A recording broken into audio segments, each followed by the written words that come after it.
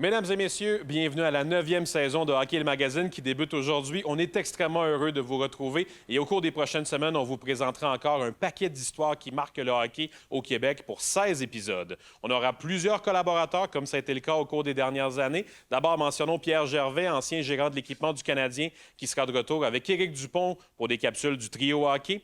Accès Physio et Perfo Élite seront tous les deux de retour également cette année. Colic Édition, pour parler des cartes de hockey et de cet univers fascinant, seront là aussi avec Danick Martineau, comme animateur cette année de ces capsules. Sylvain Guimond, docteur en psychologie du sport, et Catherine Laroche, qui se spécialise en éducation et consentement au hockey, feront partie de nos collaborateurs au cours de la saison. Et beaucoup d'autres reportages, bien sûr, qu'on vous présentera au fil de ces 16 épisodes. Pour ce premier épisode, d'abord, on vous propose un entretien avec Anthony Beauregard des Lions de Trois-Rivières pour parler de son parcours qui l'a mené vers le hockey professionnel. Notre première capsule avec Pierre Gervais et Éric Dupont de Trio Hockey pour vous parler de bâton de hockey pour cette saison 2023-2024. Et finalement, un reportage sur la jeune équipe Team Québec Brick qui a remporté un tournoi d'envergure en Alberta au cours de l'été. Vous découvrirez tout cela au cours des prochaines minutes et bien plus. Mesdames et messieurs, bienvenue à la 9e saison de Hockey le Magazine.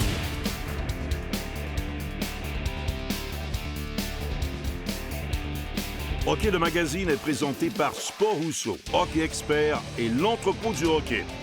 En collaboration avec Accès Physio, ayez accès à la même qualité de soins que les athlètes de haut niveau. Et par Pierre Gervais en prolongation, en vente partout. Au cours de l'été 2023, il y a une quinzaine de jeunes joueurs âgés de 10 ans et moins qui ont vécu assurément leur meilleur moment dans le hockey jusqu'à maintenant. La jeune équipe de Québec Brick a remporté l'Invitation Brick, un tournoi qui se déroule en Alberta, plus précisément à Edmonton, et c'était la première fois de l'histoire qu'une formation du Québec remportait ce tournoi qui est plutôt prestigieux dans cette catégorie d'âge. On est allé à leur rencontre pour parler un peu de cet été qui a été magique pour ces jeunes joueurs.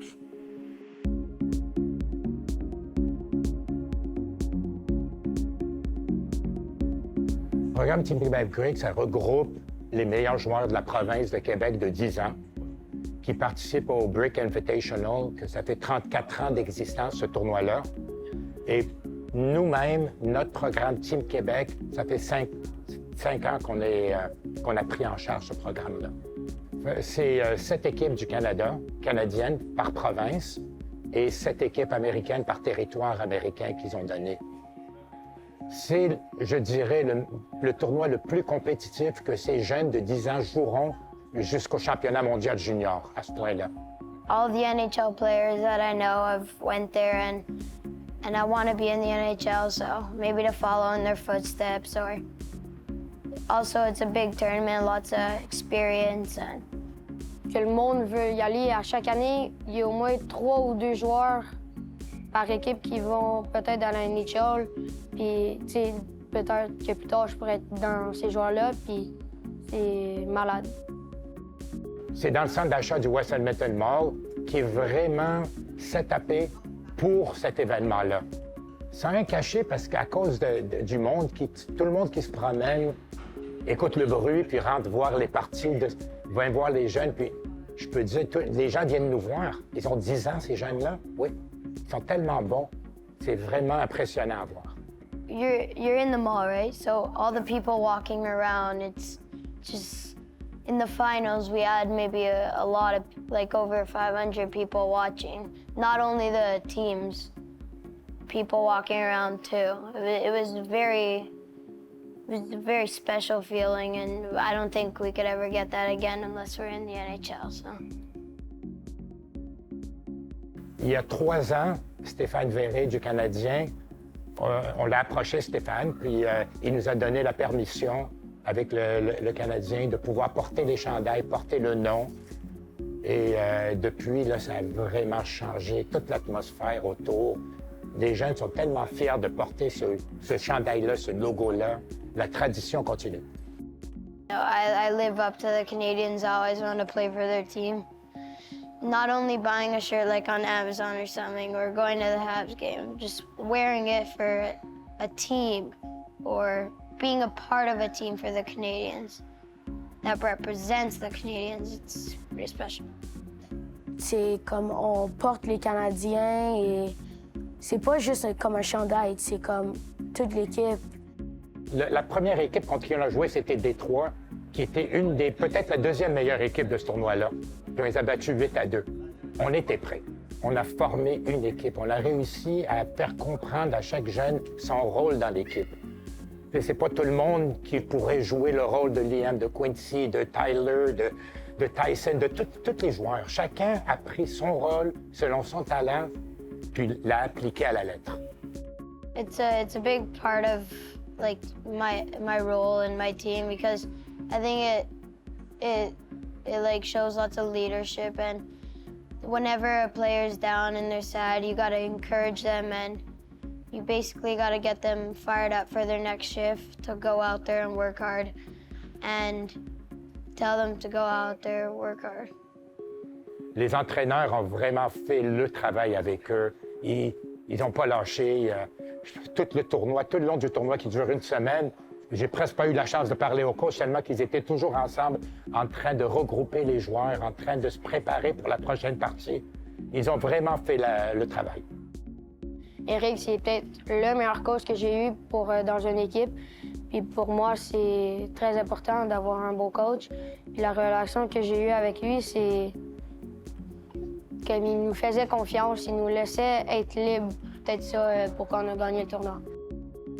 La communication et la camaraderie qu'ils avaient avec les jeunes. Les jeunes, ils étaient amis avec les jeunes, mais ils ont toujours réussi à avoir le respect et leur oreille. Puis ça, c'était la chose, je pense, la plus importante. C'est difficile d'avoir un standard là-dedans parce que chaque année, c'est un nouveau groupe. C'est un nouveau groupe de jeunes. Cette année, oui, Paul Byron est avec nous. Puis ça va être merveilleux. Autant pour les jeunes d'avoir un gars qui a du vécu comme ça avec nous, autant ce qui va nous amener côté hockey. On n'arrête jamais d'apprendre. Donc, on s'attend à beaucoup de belles choses encore dans le futur. On va toujours être compétitif. Ça, de ce que je vois, de ce qu'on prépare, parce qu'on prépare les jeunes 2 ans d'avance. Bonjour tout le monde, ici Danick Martineau. Je suis au Collecte Édition en compagnie de Pierre pour le retour du quiz de cartes d'hockey. Pierre, on parle d'un méchant beau produit aujourd'hui. Personnellement, mon préféré, le Black Diamond. Yes, un des préférés aussi de la plupart des gens maintenant. Les belles cartes numérotées, les recrues, les signatures, le fait qu'ils soient en carton noir aussi, c'est super. Le petit look arc-en-ciel aussi, j'aime bien. J'ai lu quelque part qu'il y a même des diamants qui sont incrustés, des vrais diamants qui sont incrustés dans les cartes. Oui, depuis la saison recrue de McDavid en 2015, le produit est devenu haut de gamme et ils mettent maintenant des vrais diamants, entre autres, sur les cartes recrues. Ah ouais. Et maintenant, pour la question quiz de la semaine, Pierre. Alors, la question de la semaine, quelle version parallèle a été produite qu'en 2014 et 2015? Est-ce que c'est A, la orange, B, rubis ou C, émeraude? La réponse après la pause.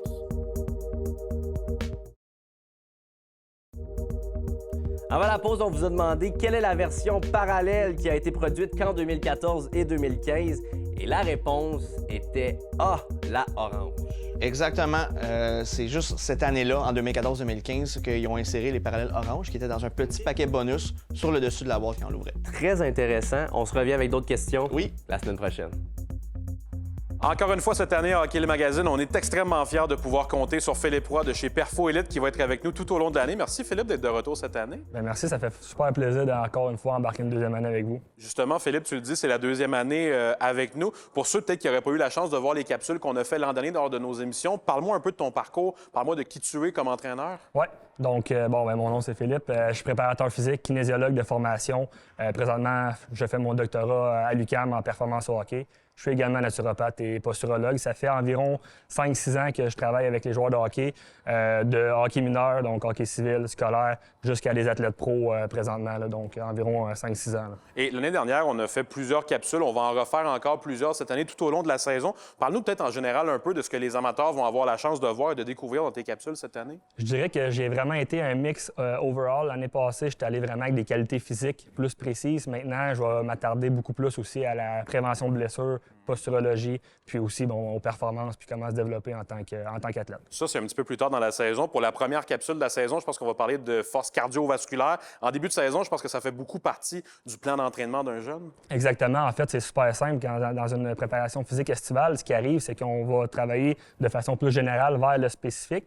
Puis dans ces moments-là, on veut devenir de plus en plus puissant et rapide en fin d'été. Puis souvent, la portion plus cardiovasculaire, bien souvent, elle va être plus négligée ou est plus, on va dire, résiduelle. Donc, on va la perdre un petit peu plus. Donc, c'est super important pour prendre un edge sur les adversaires, mais aussi tes coéquipiers, de venir travailler ton système cardiovasculaire. Puis généralement, on va faire ça sous forme de circuit ou d'intervalle. C'est vraiment la façon la plus efficace pour les joueurs de hockey. Tu parles justement de manière avec laquelle on peut travailler ce côté-là. Qu'est-ce que tu as préparé pour les amateurs aujourd'hui comme exercice concret? Oui, donc on va voir en fait un circuit de 5 exercices où est-ce qu'on va venir travailler tant la vitesse, la puissance, mais bien entendu notre système cardiovasculaire, donc de façon intense. Le premier exercice, on va parler du squat. Donc bien important de garder les genoux alignés avec les orteils. Le corps est tight, le tronc est légèrement penché vers l'avant.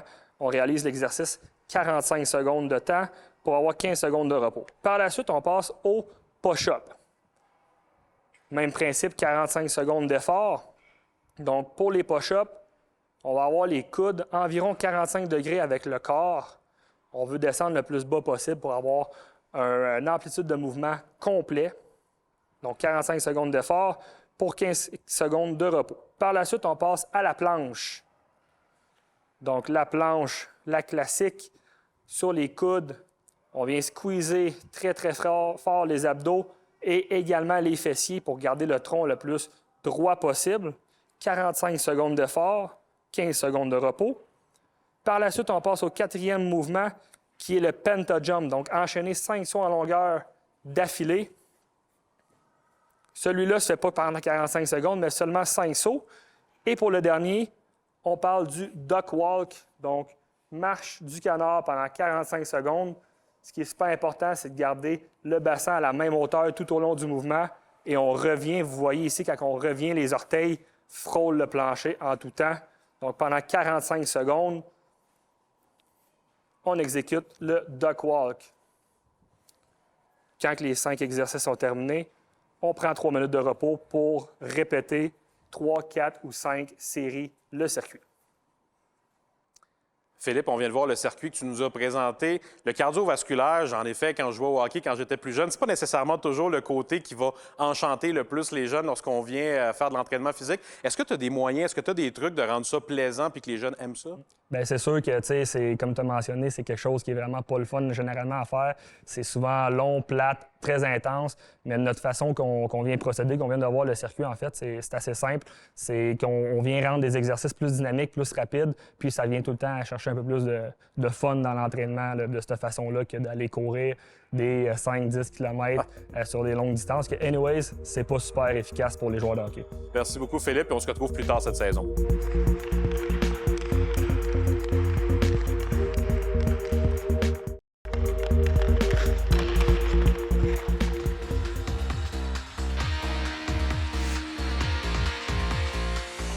Cette chronique équipement est une présentation de Sport Rousseau, Hockey Expert et l'entrepôt du hockey.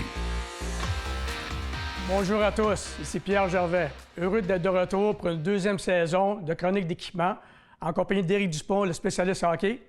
Éric, merci d'être de retour. Merci Pierre. Puis l'an passé, on a développé une belle complicité, on a eu beaucoup de plaisir. J'ai appris beaucoup de choses moi-même d'Éric. Alors cette année, qu'est-ce que tu proposes? D'ailleurs, je suis vraiment content que tu as appris des choses de moi parce que c'est toi le grand gourou d'équipement de hockey au Québec, Pierre. Mais on est vraiment excités encore cette année d'être de retour, encore comme tu dis. Encore cette année, on va avoir une panoplie de produits, des patins, des bâtons, de l'équipement, des accessoires, puis des histoires de Pierre Gervais. Fait qu'on a vraiment hâte pour la saison. Donc, on commence avec les bâtons Sherwood? Oui, tout à fait. On commence avec les bâtons. Mais avant ça, moi, Pierre, je serais curieux de savoir, as-tu une histoire à nous conter à propos des bâtons? Une histoire drôle, farfelue, peu importe, qu'est-ce qu'il y a une bonne histoire sur les bâtons dans ta longue carrière dans la Ligue nationale? Écoute, pour moi, les bâtons, les joueurs, c'est leur dada. Les patins sont très importants.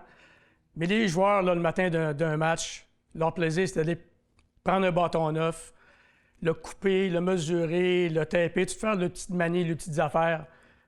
Les joueurs adorent ça faire ça. Il y a des joueurs, là, je me rappelle, ça me vient en tête, là, Charles Hudon, ses bâtons, c'était des véritables œuvres d'art. Lui, là, c'était coupé, c'était tout pareil. Il y en avait 6 sur le mur, là, il était tout pareil. Tandis que d'autres gars, bien, portent un petit peu moins attention. Mais en général, les gars aiment bien ça. C'est vraiment leur... Comme les joueurs de hockey mineurs au Québec, c'est vraiment leur outil de travail numéro 1. C'est comme au golf. Comme au Au golf golf, d'ailleurs, exactement. les c'est bâtons ça. de golf, les bâtons de hockey, tout ce que tu sais dans tes mains, c'est important. Ouais. Pierre, le premier bâton qu'on va parler cette semaine, c'est le nouveau bâton Sherwood. Vous l'avez sûrement vu à la télé dans les médias dernièrement. Il y a un certain numéro 98 à Chicago, Connor Bedard, Ah oui, c'est ça. c'est son bâton. Ah Ça fait oui. que depuis le début de l'été, il a commencé à jouer avec ça. Puis la marque Sherwood a vraiment choqué le monde du hockey, je pourrais dire, en s'associant au premier choix au repêchage. Ça, c'est la nouvelle série Wrecker Legend. Ça, c'est le bâton Legend Pro. OK. Très léger. Nouvelle technologie, il y a un nouveau manche, une nouvelle palette. Ça fait que c'est vraiment un bâton pour le prix qui vaut vraiment la peine d'être essayé en magasin. Good. Ensuite, tu enchaînes avec le Bauer, je crois. Oui, exact. C'est le Bauer Proto? ça, c'est le Bauer Proto R. À chaque année, la compagnie Bauer sort une série de bâtons qui s'appelle, pour une série avec des innovations. Donc cette année, c'est pas différent. C'est le Proto R, comme on disait. 350 grammes dans le modèle senior. C'est le bâton le plus léger sur le marché, qui est vraiment un bâton qui va avoir beaucoup de visibilité dans la Ligue nationale. Puis on peut voir le capitaine du Canadien, Nick Suzuki, qui utilise un dérivé de ce bâton-là. Ses graphiques sont un petit peu différents, mais c'est exactement sa construction.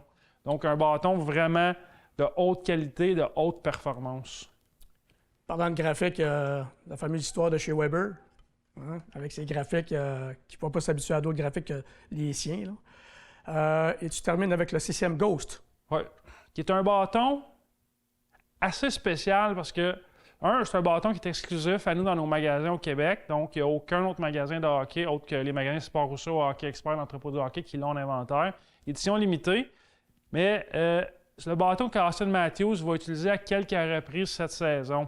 C'est une nouvelle construction. CCM, la construction que les joueurs de la LNH utilisent, qui des fois n'est pas tout le temps disponible en magasin. Mais ça, c'est vraiment ça. Mais Matthews ne l'utilise pas tout le temps?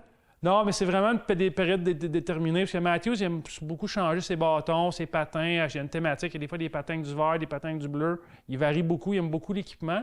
C'est un joueur qui est bon pour nous. Puis ça nous permet de sortir des bâtons comme ça. Puis surtout qu'Austin Matthews, un marqueur de 60 buts, tu sais, un bâton comme ça, bien, c'est sûr que vous allez faire des buts avec ça. Naturellement. Alors, pour terminer, je crois que tu as des petits accessoires pour aider à performer les bâtons, à prendre soin. Il y a tout le temps plein d'accessoires super intéressants qu'on peut rajouter sur des bâtons. Là, ici, c'est vraiment nouveau. Ça fait peut-être une couple d'années que la compagnie Awies utilise ce produit-là. C'est vraiment...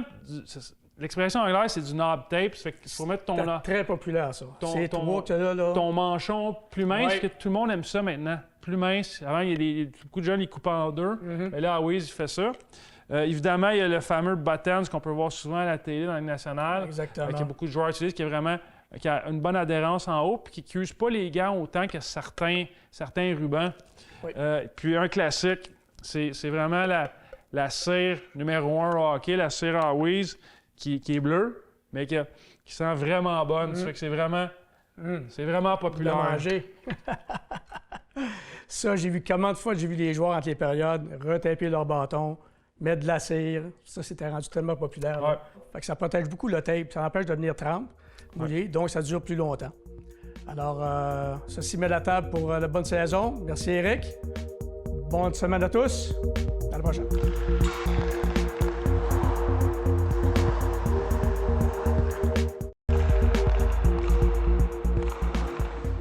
Encore une fois, cette année, à Hockey le Magazine, on a le plaisir d'avoir un segment Parcours vers le hockey professionnel où on revient sur des souvenirs de jeunesse de certains joueurs du Canadien, du Rocket de Laval et des Lions de Trois-Rivières. Et pour amorcer la saison, on est justement accompagné d'un joueur des Lions, Anthony Beauregard, qui est avec nous. Anthony, tu es un gars de Saint-Hyacinthe sur la rive sud de Montréal. Quand je te dis hockey mineur, c'est quoi les premiers souvenirs qui te reviennent en tête sur le début de ce parcours-là quand tu étais plus jeune? Ça a été d'aller à l'aréna tôt le matin, t'habiller à la maison, puis t'arrives à l'aréna tout habillé, mais ça a été des belles expériences, que ce soit, tu sais, moi j'ai fait de Mag 2 au Midget 3 là-bas. Toujours dans la région de Saint-Hyacinthe, Ouais. t'as jamais bougé à travers ton parcours? Il y a juste Mag 1 où j'habite, moi c'est un petit village, fait qu'on était associés à Saint-Césaire, mais sinon à partir de Mag 2, ça a tout été Saint-Hyacinthe, ouais. Si je te demande peut-être une saison qui te revient plus en tête que l'autre, que ce soit dans le Pee-Wee, dans le Bantam, peu importe les niveaux, est-ce qu'il y en a une où tu te souviens d'avoir eu particulièrement une belle année en équipe et d'avoir gagné beaucoup? Je te dirais Novissa puis à Tombe 2B. On avait vraiment un bon noyau de jeunes, puis on s'est suivi du Novissa à Tombe 2B. Puis on a eu des saisons qu'on a gagné 2-3 tournois par année. Fait que c'était vraiment des belles expériences, surtout quand tu es jeune comme ça. Là, tu fais une finale. Tu deviens un petit peu fou à cause des lumières qui s'éteignent et tout. Là, mais... On annonce ton joueur quand on annonce ton nom plutôt la première fois au micro, c'est quand même spécial. Ouais, tu patines jusqu'à la ligne bleue puis t'es comme un peu stressé. Fait que je te dirais que ça a pas mal été ça. Là. Par la suite, lorsque tu es devenu professionnel, avant d'arriver jusqu'à ici, en Mauricie, avec les Lions, tu es passé par l'Europe, tu es passé par plusieurs endroits aussi. C'est des expériences que tu as vécues plutôt jeune quand même dans ta vie. Souvent, on voit les joueurs de hockey aller en Europe plus tard dans leur carrière. Toi, tu as fait ça dès le début. Qu'est-ce que tu en gardes comme souvenir? Ah, c'était bien. Moi, dans le fond, j'ai décidé d'aller en Angleterre ma première année parce que j'avais une moins bonne saison ici. Puis moi et mon agent, dans le temps, on s'est parlé. Puis on s'est dit peut-être pourquoi pas l'essayer tout de suite. C'est une destination différente quand même pour aller jouer au hockey en Angleterre. Ouais. Dans le fond, moi, j'étais arrivé là-bas. Le coach était québécois. On était 6 Québécois là-bas. Fait que l'adaptation a été super bien. Puis je suis sorti grandi de ça, tu veux pas, tu sors d'un autre pays, t'es plus proche de la maison. Moi, j'étais à Brampton ma première année, fait que c'est 6 heures environ de la maison. Là, tu te retrouves vraiment dans un autre pays. Fait que, en tant que personne, tu grandis beaucoup.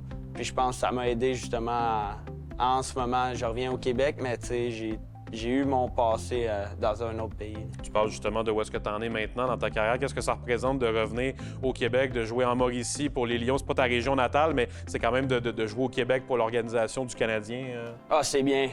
Pour de vrai, mes parents, ma famille viennent pratiquement à chaque match. Fait que le fait d'avoir passé des années en Europe où ma famille ne pouvait pas venir, là, je reviens ici, mais... Tout mon entourage est ici. Tout le monde se rattrape? Ben c'est ça, tu sais, veux pas, le fait de jouer au Québec, jouer à 1h15 de la maison, c'est quelque chose que tu peux pas vraiment demander mieux, surtout au niveau professionnel. On n'a pas beaucoup d'équipes, en fait, à part le Rocket qui est au Québec, le reste, il n'en a pas. Fait que le fait de pouvoir vivre ça avec tout mon entourage, c'est vraiment bien. Tu as joué quelques matchs avec le Rocket l'an dernier. Je te souhaite une bonne saison avec les Lions cette année, puis je te souhaite d'en rejouer aussi avec le Rocket de Laval. Assurément, merci Anthony. Merci beaucoup. Notre première émission de la saison est maintenant complétée. La semaine prochaine, on vous propose un entretien en 2 parties avec Pierre Gervais, ancien gérant d'équipement du Canadien que vous connaissez bien sûr, qui a fait paraître son 2e livre. Ce sera bien intéressant de le rencontrer pour parler de ce qui l'a mené justement à ce 2e chapitre en l'espace d'1 an. On s'entretiendra aussi pour une première fois cette année avec Accès Physio. Stéphane Fournier sera bien sûr de retour, mais il sera accompagné en 2023-24 de 2 de ses collaborateurs physiothérapeutes. Et la semaine prochaine, tous les 3 seront réunis pour une conversation qui s'annonce fort intéressante qu'on vous présente la semaine prochaine. Hockey Magazine vous a été présenté par Sport Rousseau, Hockey Expert et l'entrepôt du hockey. En collaboration avec Accès Physio. Ayez accès à la même qualité de soins que les athlètes de haut niveau. Et par Pierre Gervais en prolongation. Copie autographiée disponible au pierregervais.ca.